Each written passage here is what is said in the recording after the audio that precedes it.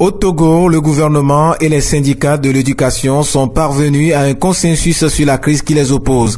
Le statut particulier qui devrait permettre d'offrir de meilleures conditions de travail et salariales aux enseignants a été adopté à quelques jours de la rentrée scolaire. Le texte avant son adoption a fait l'objet d'un débat entre les différents acteurs. Concernant l'intégration des enseignants auxiliaires, le gouvernement, en application des dispositions du statut général de la fonction publique, a délivré, comme nous l'avions dit, le 17 mars, à cette date-là, 12 747 actes de nomination avec effet à compter du 1er janvier de cette année. Pour ce qui concerne les cotisations ou prélèvements opérés sur le salaire de certains enseignants auxiliaires avant leur intégration dans le cadre des fonctionnaires, la cellule mise en place le lundi 20 mars a rendu ses conclusions le jeudi 14 septembre 2017, ce qui nous a permis de réceptionner en ce moment même le statut que nous voudrons une fois encore exhiber.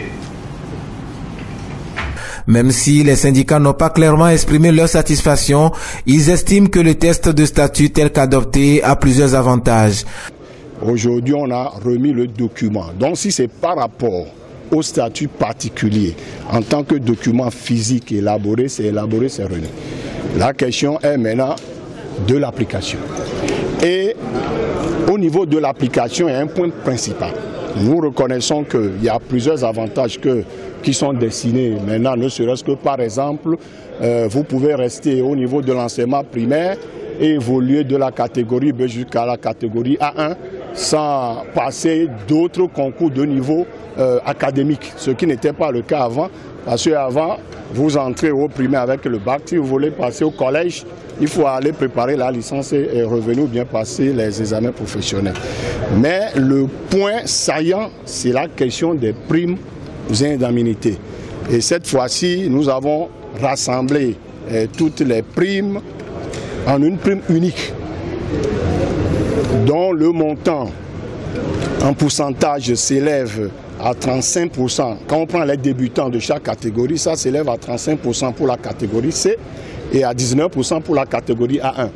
Quand vous tendez vers les plus anciens, ce pourcentage se voit réduit. Nous avons demandé qu'on revalorise ce pourcentage. En réponse à cela, le gouvernement a proposé une augmentation en termes de montant de 5 000 francs. Bien sûr, si nous calculons les pourcentages, ça fait une augmentation de 6,14 pour le débutant de la catégorie C et de 2,91 pour le débutant de la catégorie A1. Bien sûr, en allant vers les anciens, ça va se réduire.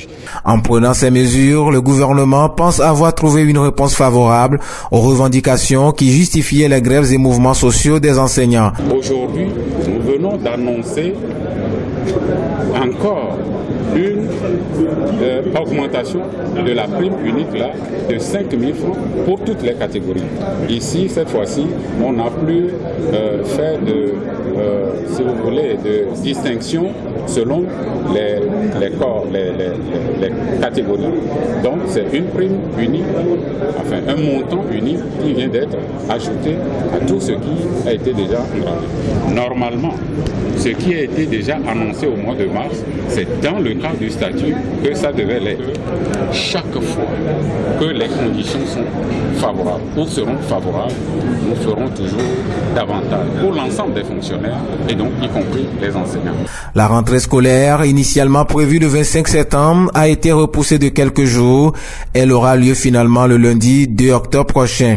Une décision prise récemment à l'issue d'une rencontre d'échange entre le gouvernement et les syndicats.